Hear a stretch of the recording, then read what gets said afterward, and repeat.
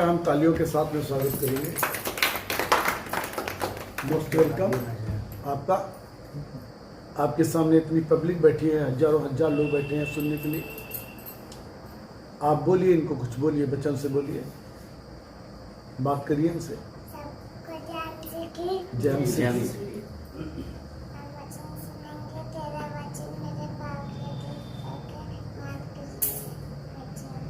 हाँ, तेरा वचन पाँव के लिए दीपक और मेरे मार्गों के लिए उजियाला है। Very good, very good. और अगला बच्चा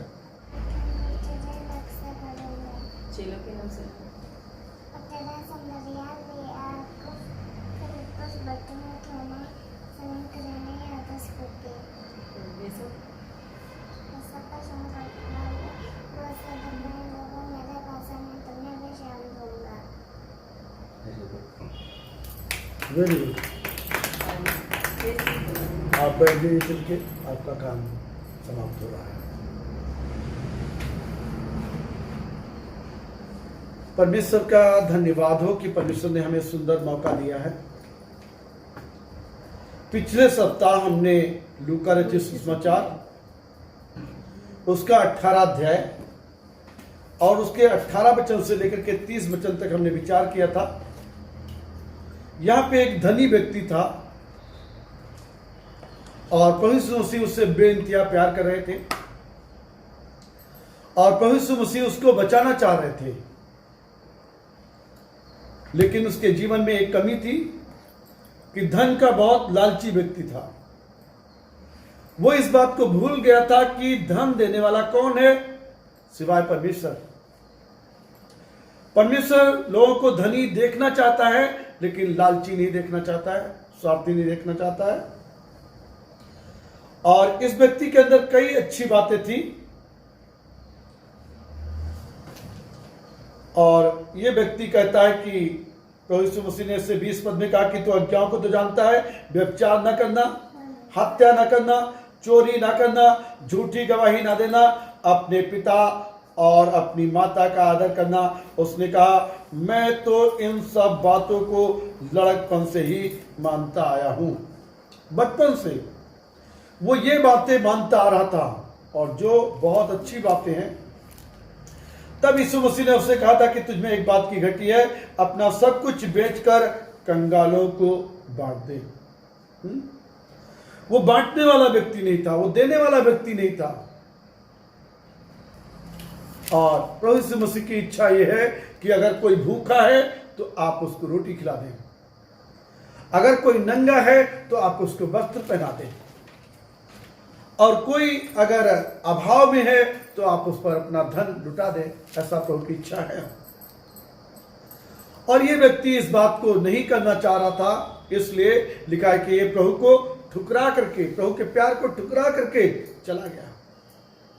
शायद हमेशा के लिए इसने अपने जीवन को एक ऐसे रास्ते के ऊपर दे दिया जो अंधकार का रास्ता है। आज कितने लोग कई बातों को मानते हैं, लेकिन जहां पे धन की बात आती है वो वापस चले जाते हैं, वो बुरा मान जाते हैं। लेकिन हमें लालची नहीं होना है, ये हमें परमेश्वर का वचन सिखाता है। आज हम इसी संदर्भ में एक और घटना को पढ़ना चाहते हैं। ये लूका रचित सुसमाचार उसके 12 अध्याय और 13 वचन से लेकर के और 21 वचन तक है। इसको हम पढ़ना चाहते हैं। फिर भीड़ में से एक ने उससे कहा, हे गुरु, मेरे भाई से कहा कि पिता की संपत्ति मेरे साथ बांट ले। उसने उससे कहा, हे मनुष्य, किसने मुझे तुम्हारा न्यायी या बांटने वाला नियुक्त किया है? और उसने उससे कहा कि चौकस रहो, हर प्रकार के लोभ से अपने आप को बचाए रखो, क्योंकि किसी का जीवन उसकी संपत्ति की बहुतायत से नहीं होता है। हाँ, प्रभु ने अगर आपको संपत्ति दी है, परमेश्वर का धन्यवाद करें, उसको परमेश्वर की महिमा के लिए आप खर्च करें।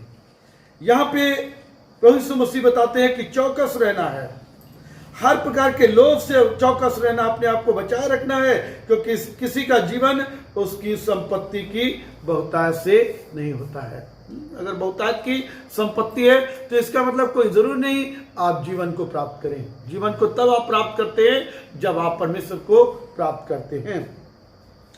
उसने उनसे एक दृष्टांत कहा, किसी धनवान की भूमि में बड़ी उपज हुई और तब वह अपने मन में विचार करने लगा, मैं क्या करूं, क्योंकि मेरे यहां जगह नहीं है जहां उपज इत्यादि रखूं।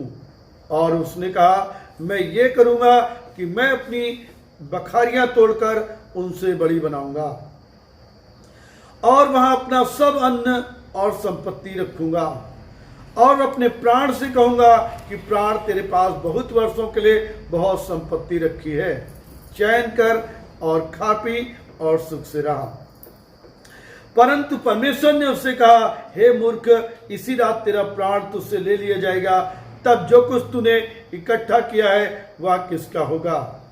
ऐसा ही वो मनुष्य भी है जिसने अपने लिए धन बटोरता है परंतु परमेश्वर की दृष्टि में धनी नहीं है। अब इस व्यक्ति के बारे में हम पढ़ते हैं कि इसके पास में बहुत सारी उपज पैदा हुई। उपज पैदा हुई तो ये अपने मन में विचार करने लगा, अपने मन से कहने लगा, अब मैं क्या करूंगा, अपनी बखारियों को बड़ा कर दूंगा और मैं अपने मन से कहूंगा कि हे मन, हे प्राण, खा पी, क्योंकि तेरे पास बहुत वर्षों के लिए संपत्ति है, उपज है। शायद उसने ये नहीं सोचा कि जिस परमेश्वर ने हमें ये दिया है उपज को, हमें परमेश्वर की महिमा करना चाहिए। परमेश्वर का वचन कहता, हमें अपनी उपज का पहला भाग दे दे करके यहोवा की प्रतिष्ठा करना, तब तेरे खत्ते भरे और पूरे रहेंगे। उस टाइम में भी कंगाल और भूखे लोग होंगे। आज के भी टाइम में ऐसे लोग हैं जिनके घरों में खाने का अभाव है, लेकिन इस व्यक्ति को कोई इस बात की चिंता नहीं हुई कि कोई अभाव में है, किसी के घर में खाना नहीं है। चाहता तो ये उससे ये विचार कर सकता था, परमेश्वर ने उपज हमें इतनी ज्यादा दी है, कुछ खास मकसद के लिए दी है। परमेश्वर का क्या उद्देश्य है इतना फसल देने का। और चाहता तो गरीबों में बांट सकता था, चाहता तो भूखे लोगों में बांट सकता था, और चाहता तो परमेश्वर की महिमा कर सकता था, लेकिन इसने परमेश्वर की महिमा नहीं की। और तब उसी रात, वहां पे लिखा कि परमेश्वर ने कहा कि आज ही रात तेरा प्राण तुझसे ले लिया जाएगा। और तब ये धन संपत्ति किसकी होगी? बाइबल बताती है धन परमेश्वर का है, सोना चांदी परमेश्वर का है, जगत और जगत में जो कुछ है सब परमेश्वर का है। हाँ, परमेश्वर ने हमें भंडारी ठहराया है, इसलिए उसने हमें इन सब वस्तुओं को दिया है। भंडारी होने के नाते हमें जो संसाधन दिए हैं प्रभु ने, हम उनका कैसे सदुपयोग करते हैं, या सिर्फ अपने लिए। इसका मतलब हम स्वार्थी और लोभी हो चुके हैं, लेकिन हमें स्वार्थी और लोभी नहीं होना है। बाइबल बताती है ये व्यक्ति का धन बिगड़ गया, उपज बिगड़ गई, क्योंकि प्रभु यीशु मसीह ने बताया आज ही रात तेरा प्राण तुझसे ले लिया जाएगा। ऐसे धन से, ऐसी संपत्ति से कोई लाभ नहीं है। बाइबल बताती है नीति वचन 10 अध्याय उसके 22 वचन में कहती है कि धन यहोवा की आशीष से ही मिलता है और वह उसके साथ दुख नहीं मिलाता है। सच्चा धन जो परमेश्वर देते हैं, जिसका आप सही से सदुपयोग करते हैं, जैसी परमेश्वर की इच्छा है वैसा आप बांट देते हैं। लिखा है कि परमेश्वर कोई दुख नहीं मिलाते हैं। Hallelujah, hallelujah. हम इस बात के लिए परमेश्वर का धन्यवाद देते हैं कि हमारे पास चाहे थोड़ा धन हो या ज्यादा धन हो, मैं ये कह सकता हूं मेरे पास उसने पर्याप्त धन दिया है। जैसा कि भजनकार प्रार्थना करता है कि प्रभु ना तो मुझे धनी बना ना ही निर्धन बना, ना ही उसने हमें बहुत धनी बनाया है ना ही निर्धन बनाया है। हमें उसने पर्याप्त धन दिया है। और इस बात के लिए मैं परमेश्वर का धन्यवाद करता हूं कि उसने कोई दुख नहीं दिया है जीवन में, कोई क्लेश नहीं दिया है, कोई महामारी नहीं दी है, कोई रोग नहीं दिया है। इसलिए मैं परमेश्वर का शुक्रगुजार हूं। उत्पत्ति की किताब में लिखा हुआ है, जो अब्राहम था, जो प्रभु के तरीके से चलने वाला व्यक्ति था, वो धनी व्यक्ति था। परमेश्वर अगर आपको धनी बनाया है तो कोई परमेश्वर आपसे नफरत नहीं करता है। परमेश्वर ने आपको धन दिया है तो परमेश्वर को कोई नफरत नहीं है, लेकिन बस परमेश्वर चाहते हैं आप उन संसाधनों को परमेश्वर की महिमा के लिए इस्तेमाल करो। उत्पत्ति 24 अध्याय उसकी 35 आयत में लिखा है, यहोवा ने मेरे स्वामी को बड़ी आशीष दी है। अब्राहम का दास इस बात को बोलता है कि यहोवा ने मेरे स्वामी को बड़ी आशीष दी है, इसलिए वो महान पुरुष हो गया। और उसने उसको भेड़ बकरी, गाय बैल, सोना रूपा, दास दासियां और ऊंट और गधों की आशीष दी है। परमेश्वर हमें कई आशीषें देता है। यहाँ पे उस टाइम में भेड़ बकरियां ही धन थे, गाय बैल ही धन थे। उसने बहुतायत के साथ उसको भेड़ बकरी, गाय बैल और सोना और रुपया,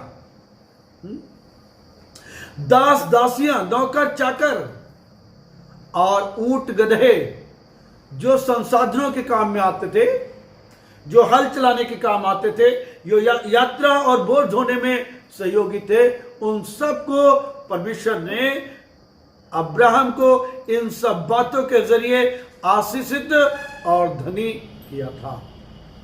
अब्राहम परमेश्वर का एक एक बात मानने के लिए तैयार था, एक एक हुक्म को मानने के लिए तैयार था, और परमेश्वर जहां भी उसको लेकर के जा रहा था वो लगातार प्रार्थना कर रहा था, परमेश्वर की वेदी को तैयार कर रहा था, परमेश्वर की इच्छा में अपने आप को और अपने जीवन को देता ही चला गया।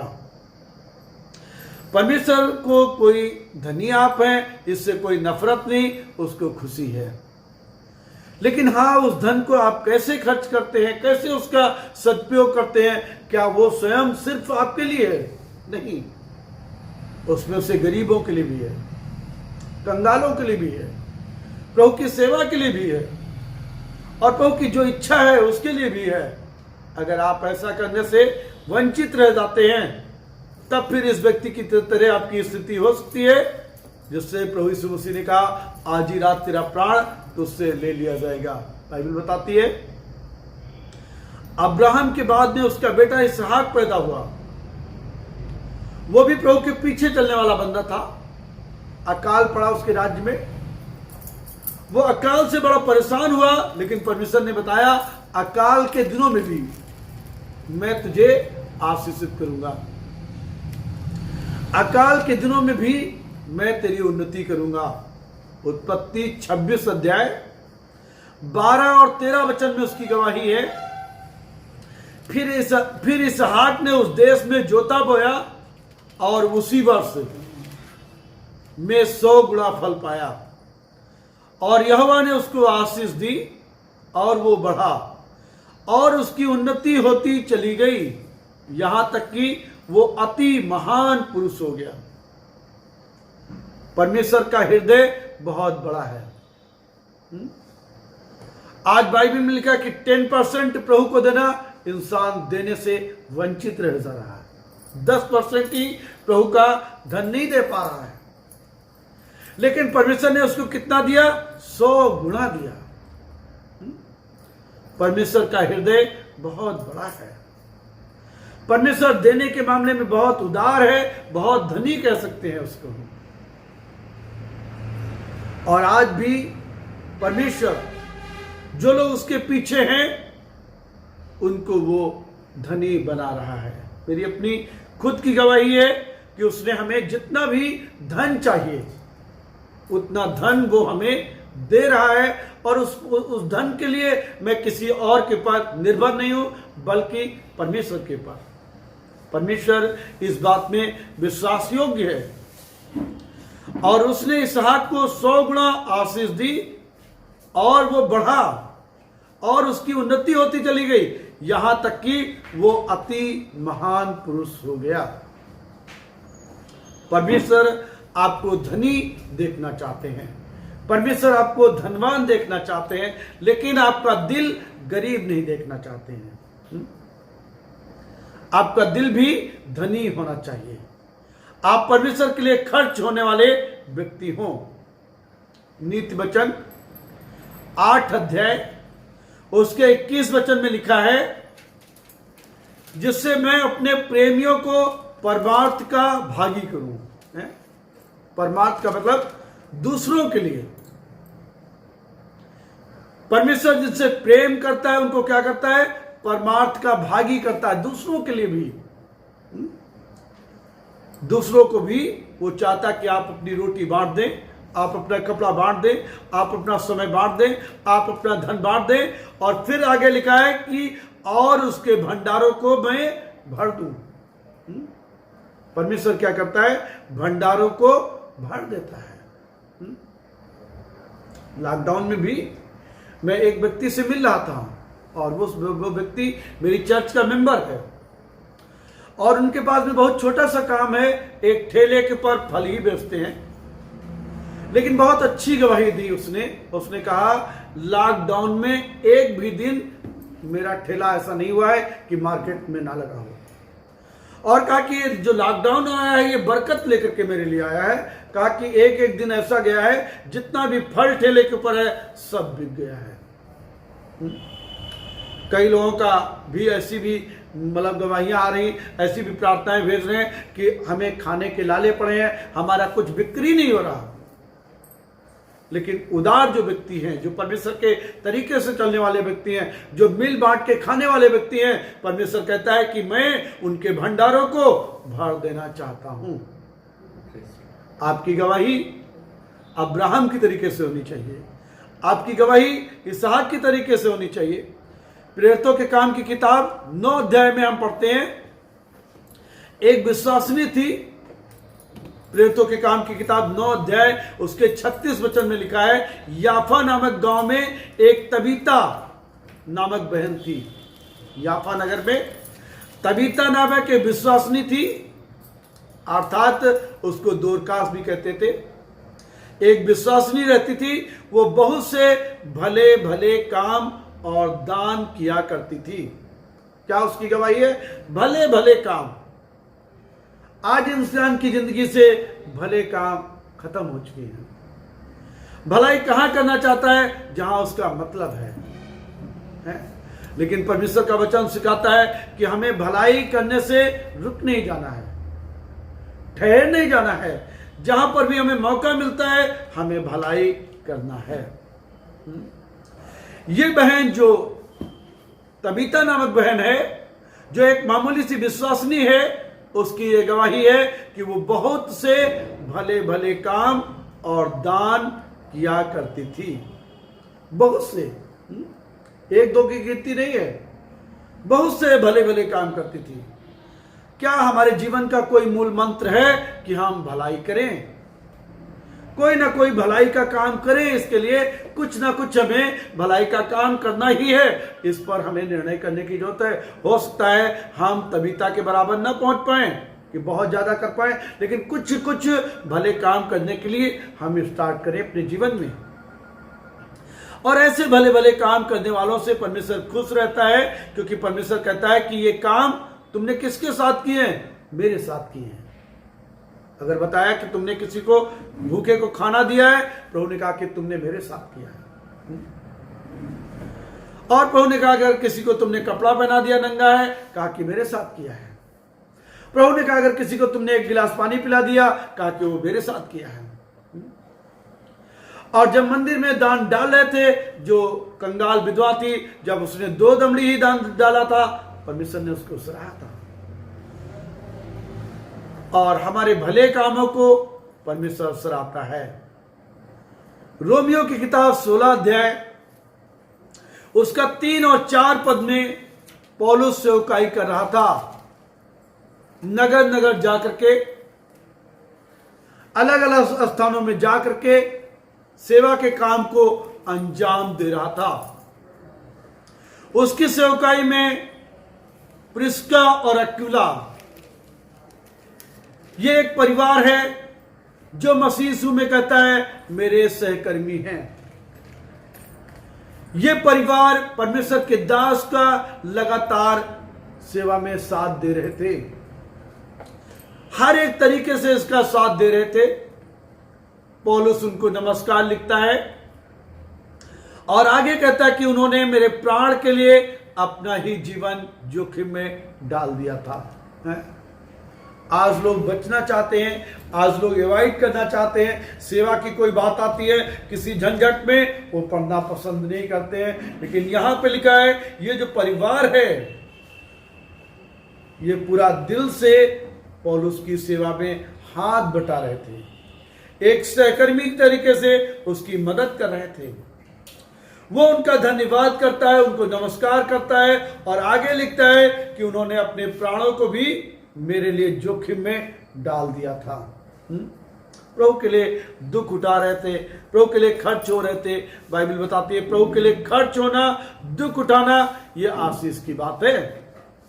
अय्यूब अपने जीवन में लिखता है, क्या नाम, 22 अध्याय उसके 22 वचन में, अय्यूब की पुस्तक उसका 22 अध्याय उसके 22 वचन में कहता है अपने मुंह से शिक्षा सुन ले, उसके मुंह से शिक्षा सुन ले और उसके वचन अपने मन में रख।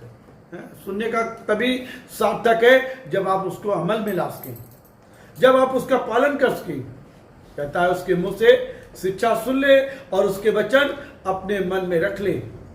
यदि तू सर्वशक्तिमान की ओर फिर के समीप जाए और अपने डेरे से कुटिल काम दूर करे तो तू बन जाएगा। हमारा डेरा, हमारा जीवन ये कुटिल कामों के लिए नहीं होना चाहिए। हमारा जीवन परमेश्वर की महिमा के लिए होना चाहिए।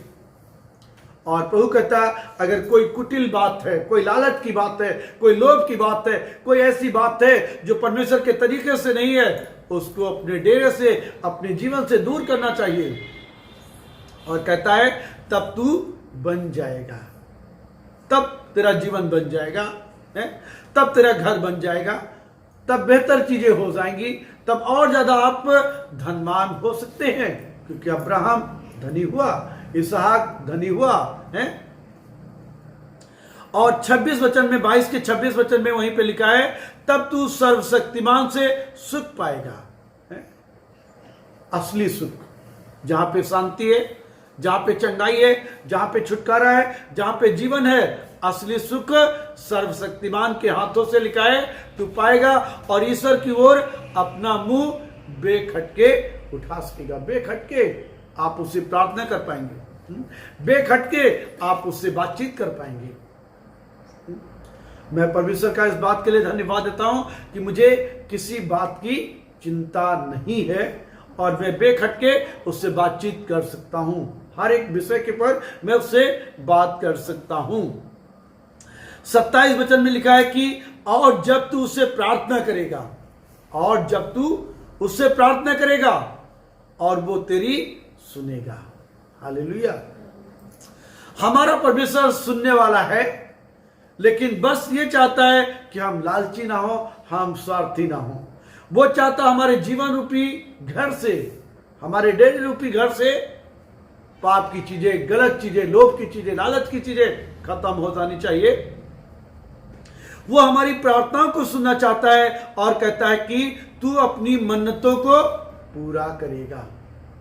जो भी हम मुराद लेकर के जा रहे हैं, जो भी अरमान लेकर के जा रहे हैं, जो भी मन्नत मान रहे हैं, वो सबको पूरा करने वाला परमेश्वर है। और आगे 28 वचन में कहता है जो बात तू ठाने वो तुझसे बन भी पड़ेगी, है? जो बात आप ठानेंगे, जिस बात के लिए आप योजना तैयार करेंगे, जो बात तू ठाने वो तुझसे क्या होगा, बन भी पड़ेगी और तेरे मार्गों पर प्रकाश रहेगा, उजियाला रहेगा। और जब कोई मार्ग में बाधा आने लगती है आप घबरा जाते, परेशान हो जाते। लेकिन यहां पे बताता है, परमेश्वर का दास कहता है कि क्या होगा, जो बात आप ठानोगे वो बन जाएगी, वो हो जाएगी परमेश्वर की तरफ से। और आगे बोलता है तेरे मार्गों पे प्रकाश बना रहेगा। और 29 वचन में कहता है चाहे दुर्भाग्य भी हो, है? चाहे बुरा टाइम भी चल रहा हो तो भी तू कहेगा कि सौभाग्य होगा, क्योंकि वो नम्र मनुष्य को बचाता है। चाहे बुरा दिन भी चल रहा हो, चाहे दुर्भाग्य का टाइम भी चल रहा हो, आप सौभाग्य हो जाएंगे, आप आनंदित हो जाएंगे, हैं? आपका अरमान पूरा हो जाएगा, क्योंकि वो नम्र मनुष्य को बचाता है। परमेश्वर इस संदेश के माध्यम से आपको बचाना चाहता है, आपको और बेहतर करना चाहता है, आपको और ज्यादा धनी करना चाहता है।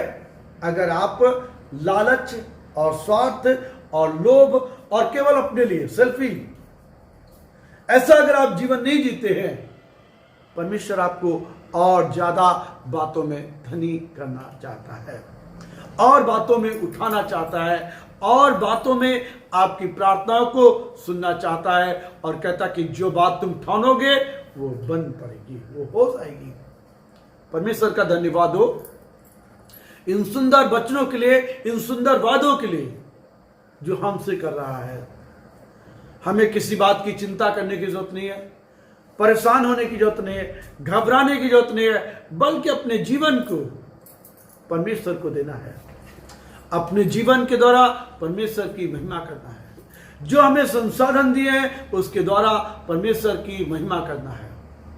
और जब कोई महिमा करता है, परमेश्वर बढ़ाता है, परमेश्वर उन्नति करता है, परमेश्वर उठाता है। और आज परमेश्वर हमारे जीवनों में यही करने जा रहे हैं।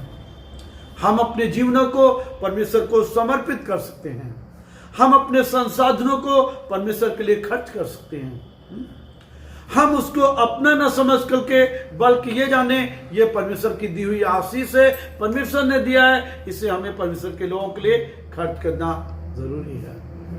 आइए हम प्रार्थना में जाएंगे, प्रार्थना करेंगे, काश हम अपने जीवनों को परमेश्वर को दे सकें, परमेश्वर के द्वारा हमारे जीवन आशीषित हो जाए। इन वचनों को हम सुनने के द्वारा आशीषित हो सके। प्रेमी पिता, हम दिल की गहराई से धन्यवाद देना चाहते प्रभु, आप लोगों को धनी देखना चाहते हैं, लेकिन लालची और स्वार्थी नहीं, सेल्फिश नहीं। हाँ प्रभु, हम पढ़ते हैं कि अब्राहम को कई क्षेत्रों में आपने धनी किया, क्योंकि वो आपका खिदमत करने वाला व्यक्ति था, आपके लिए खर्च होने वाला व्यक्ति था, आपको देने वाला व्यक्ति था, आपके लिए भेंट चढ़ाने वाला व्यक्ति था, और उसको आपने आशीषित किया। इस आशीष को उसका दास बोलता है, उसका नौकर बोलता है। मेरे स्वामी को खुदा बाप ने, स्वर्ग के परमेश्वर ने बहुत आशीषित किया है। इसहाक के जमाने में अकाल पड़ गया, बहुत सारे लोग भूख से मर गए थे, बीमारी से मर गए थे, लेकिन प्रभु आप देने में उदार हैं। इसहाक को 100 गुना आशीष दी। आज प्रभु आपको 1% भी लोग नहीं देना चाहते, 2% भी नहीं देना चाहते, इसीलिए उनके जीवन नरक बन गए हैं, उनके मनों में चिंताएं समा गई हैं, कई दुख परेशानियों से वो गुजर रहे हैं।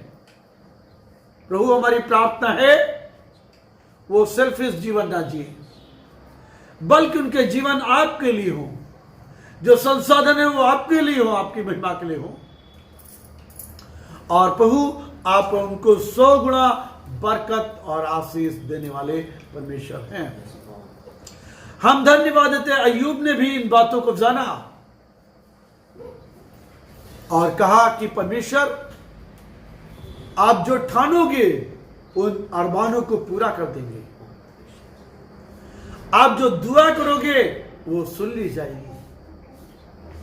और प्रभु यही बात थी अय्यूब को, परीक्षाओं के बावजूद भी, दुखों के बावजूद भी, शैतान ने कई परेशानियां उसके जीवन में लाने के बावजूद भी प्रभु आपने उसको खड़ा किया था, आपने उसको ऊंचा किया था, आपने उसको दोगुना आशीष और बरकत से नवाजा था। हम धन्यवाद देना चाहते हैं प्रभु। हम अपने जीवन को, अपने परिवार को इस बात के लिए समर्पित करते हैं और प्रभु यीशु मसीह हम कहना चाहते हैं कि हमारा जीवन, हमारे संसाधन आपके लिए है प्रभु, आपकी सेवा के लिए है, आपकी महिमा के लिए प्रभु। और प्रभु हम आपके लिए खर्च होते चले जाए प्रभु। हमें ऐसा बुद्धि और दिमाग दीजिएगा प्रभु, ऐसा ज्ञान और प्रकाश का आत्मा दीजिए प्रभु। हमारे मार्गों में उजियाले को आने दीजिए प्रभु। हमारे जीवन में कोई चिंता, कोई फिक्रमंदी, कोई डर और भय ना आने पाए, बल्कि प्रभु हम आपके साथ दिन प्रतिदिन चलते ही चले जाएं। पिता, हम प्रार्थना करना चाहते हैं आज जब कलीसिया अपने जगहों पे जमा है, अपने घरों में जमा है, इस लॉकडाउन के कारण प्रभु, इस महामारी के तहत हमारी दुआ है प्रभु, जब इन बच्चों को वो सोशल मीडिया के जरिए सुनेंगे प्रभु, व्हाट्सएप के जरिए सुनेंगे, उनके जीवन आशीषित हो जाएं और प्रभु यीशु मसीह के नाम में वो 100 गुना आशीष प्राप्त करने पाए। प्रभु यीशु मसीह के नाम में उनके जीवन से गरीबी चली जाए, बीमारी चली जाए, अंधकार की शक्तियों का प्रभाव चला जाए, उनके मार्गों में रोशनी आ जाए और प्रभु वो 2 गुना आशीषों के वारिस बन जाए। इस लॉकडाउन में प्रभु कई चीजें बिगड़ गई हैं, अर्थव्यवस्था और प्रभु जी कारखाने और दुकानें बंद हो गई प्रभु, और जिससे लोगों का जीवन अस्त व्यस्त हो गया है। लेकिन प्रभु आपका बात माने जाने से आपका वादा है कि आप 100 गुना इन दिनों में भी अपने लोगों को आशीष देंगे, उठाएंगे।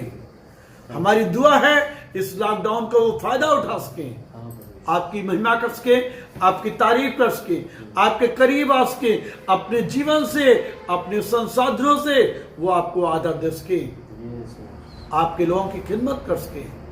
पिता, ऐसी ज्ञान बुद्धि हमारे भाई बहनों को दीजिए प्रभु। इस कलीसिया के साथ जो भी परिवार जुड़े हुए हैं, जो भी लोग जुड़े हुए हैं, चाहे वो कहीं पर भी हो, चाहे देश में या विदेश में प्रभु, हमारी दुआ है प्रभु इसी वक्त उनको आप स्पर्श करिए, उनके जीवनों को आशीषित करिए।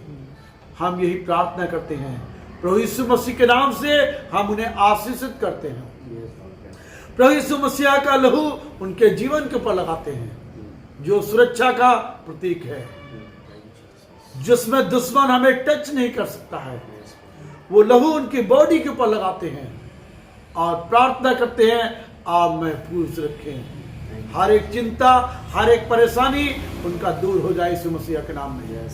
हम धन्यवाद देते हैं, इन वचनों को आप फलवंत करिए तो हम धन्यवाद देते हैं। इन वचनों को प्रभु हम अपने जीवन में लागू कर सके, हमारी यही प्रार्थना है। हमें इसके लिए ज्ञान और बुद्धि दीजिए प्रभु जी, आज्ञाकारिता का जीवन दीजिए प्रभु। धन्यवाद देते हैं, सारा आदर, महिमा, गौरव हम आपको देते हैं। इस दुआ को महान मुक्तिदाता यीशु प्रभु के नाम से मांगते हैं, आमीन। परमेश्वर आपको आशीष दे। एक गवाही हाँ, ब्रेक कर लेंगे अपनी।